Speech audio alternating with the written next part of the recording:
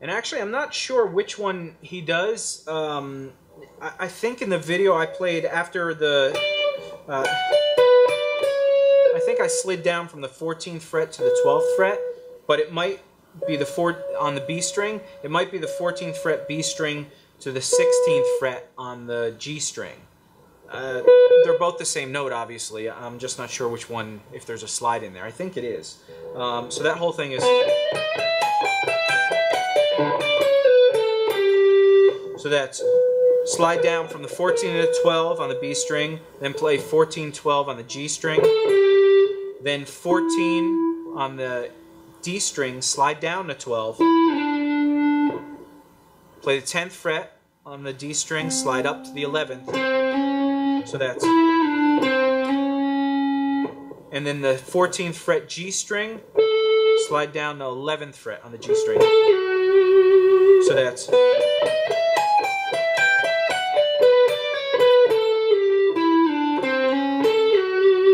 and actually right there, instead of sliding down, I went to this.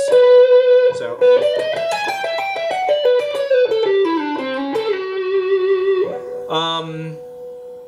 and again, you could do a million different things, like as far as the slides go. Like I slid down from the 14th fret to the 12th fret. You could actually play the 14th fret 12, then slide down to the 10th fret. So,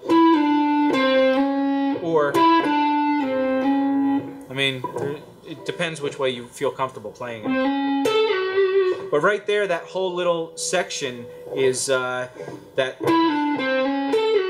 is basically the minor third sliding up to the major third, playing the 5th, sliding down to that cool little jazzy Larry Carlton, Robben Ford 6th note. And that gives the tension for that next bend thing.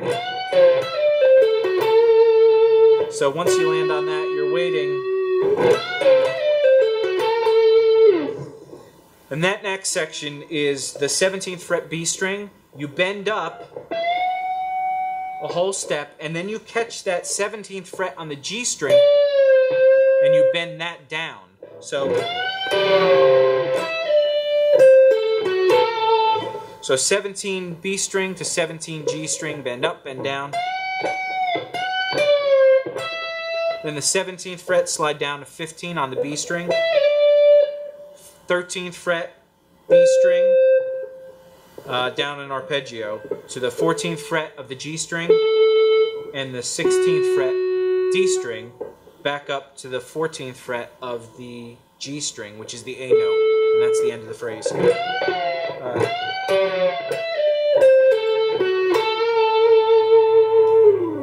And then after that, that was all over an A, because he went up a whole step. Now it goes back down to G again.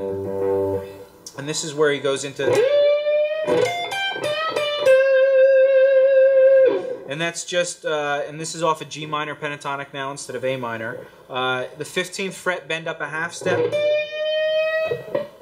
On the B string, go to the E string, 13th fret to the 15th fret.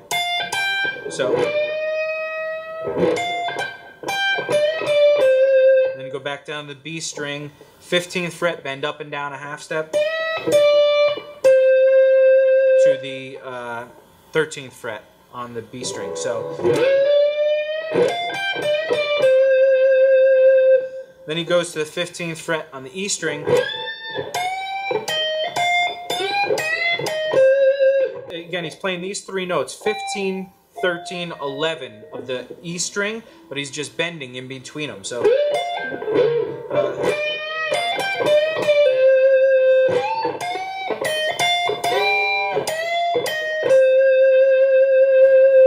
and then what he does is he plays, and that's this second pattern. If this is the G minor pentatonic that everybody's familiar with, it's that other position right behind that G minor pentatonic. It's just that first position, G minor pentatonic. But he's playing the 12th fret G string, 15th fret G string. Actually, 12, 14, 15 on the G string. And that's your pentatonic scale with, again, that 6th note in there. Actually, it's not the 6th note, I'm sorry. It's the 9th. Then he goes to the B string, 15, 13. Back down to the 12th fret G string. To that 9th note on the G string, this 14th fret, and he bends up a half step. So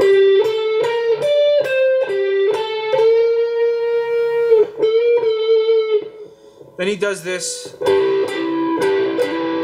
the kind of Hendrixy kind of double stop thing. So he bars the 12th fret on the D string and the G string, and hammers on the 14th fret on the D string. So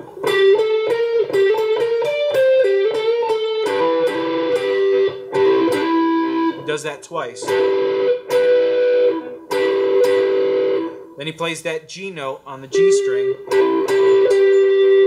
Then he hammers on again that double stop. Then he plays the 15th fret of the A string down to the 10th fret of the A string, which that's the G note. So that whole thing is.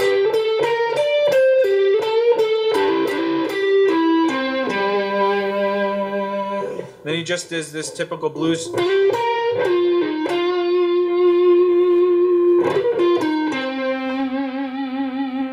So it's sliding up from the 15th fret on the D string to the 17th fret on the D string to the 15th fret of the G string.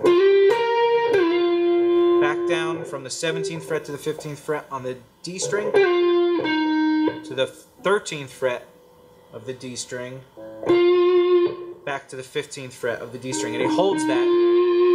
And as the note fades out, he starts shaking it a little more, and that's where you start hearing all the other strings shake. Then he does that typical blues riff of the 15th fret bent up and down a half step, and then to the 14th or the 13th fret of the D string. That's all on the D string. To the C note of the A string. So that's the whole thing. Again, I know I walked through everything pretty heavily in detail, but it's kind of difficult in these kind of songs where there's not a lot of note choices. It's just kind of circling around those notes, and there's half step bends, whole step bends. That's kind of what it intrigues me with a lot of these solos, the subtleties of the playing, where you're only playing a few notes, but you're getting the most out of those notes.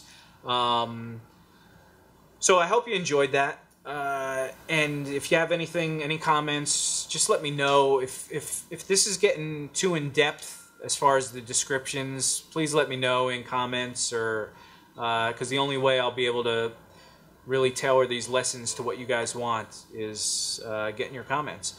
So if you like what I'm doing, comment. If you don't, comment.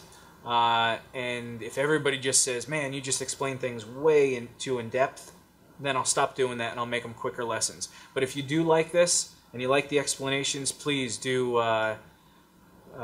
make a comment and let me know. Not just a thumbs up or thumbs down. Make the comment so that I know that, yeah, you know, keep telling these things in detail so that I can keep learning. Otherwise, I will change the way I do these lessons.